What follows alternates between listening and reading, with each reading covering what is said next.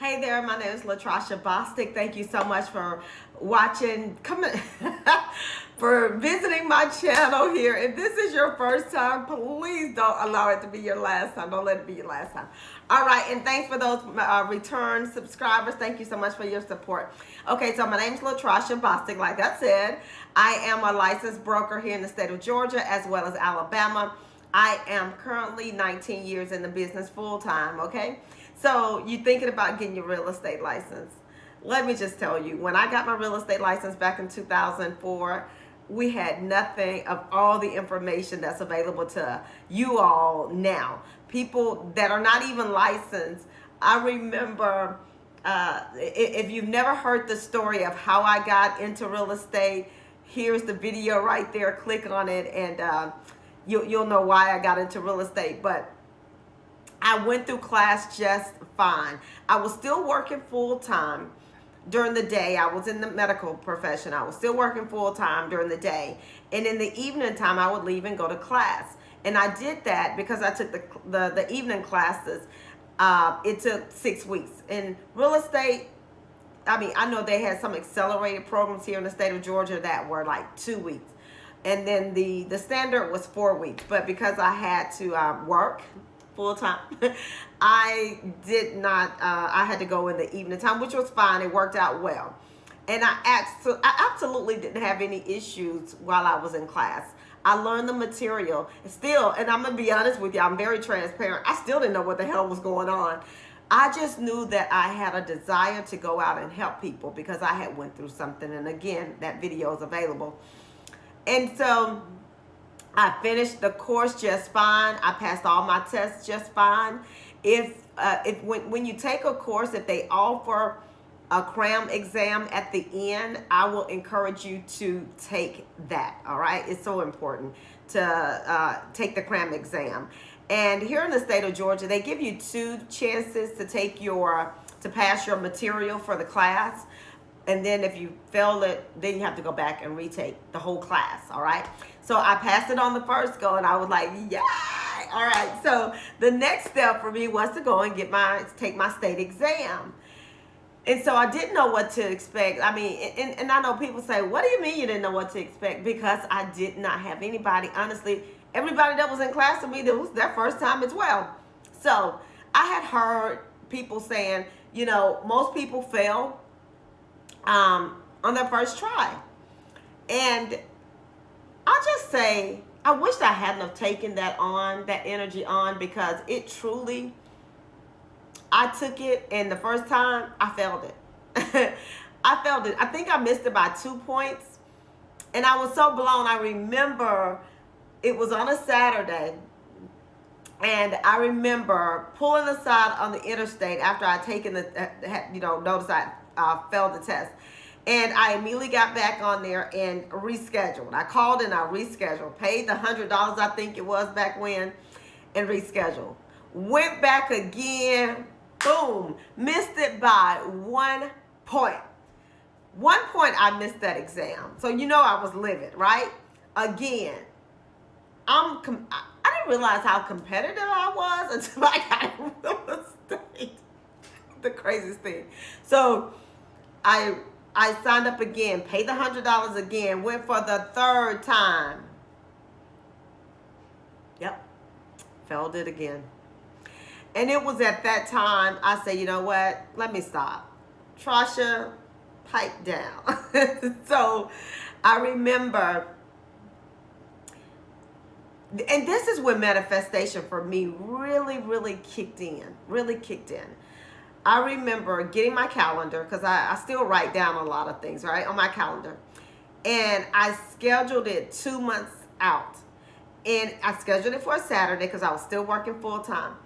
And I remember putting on their test exam, state exam, you passed, congratulations. And I went back, I studied, and I went back 2 months later and I passed that exam. And that was when it was like, I can do this, right?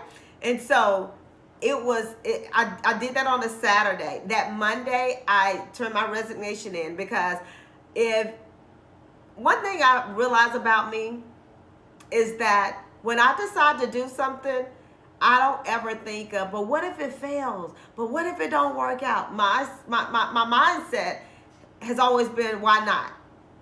I got laser focused.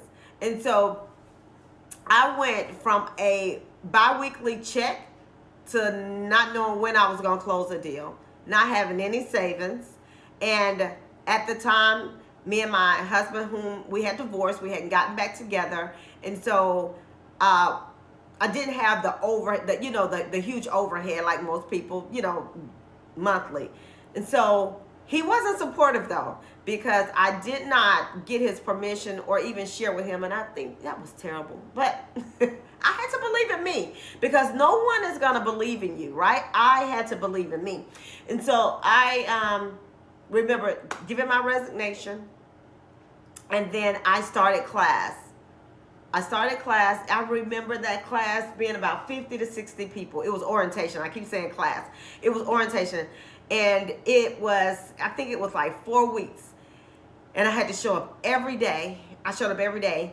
And I got through that. That was post-license. Now that I think about it, that was my post-license training. Here in the state of Georgia, you have to have 25 hours of post-license training. So that's what it was. And so after that, I signed up for this program that they offered. And it was 6 weeks of like boot camp. And every week, they would give you tasks to complete. And so one week, it's how to work with buyers. The next week, it was how to work with sellers and FISBOs, for sale by owners, things like that. So you can get an idea of what it is that, kind of what your niche, or however y'all say that, is going to be. And so the goal was, how they did it was, and then that class was huge. And every time you had to get an accountability partner, and my friend Dwight, that's how we're still friends today. We met. And so we had to get an accountability partner, and you had to complete these tasks.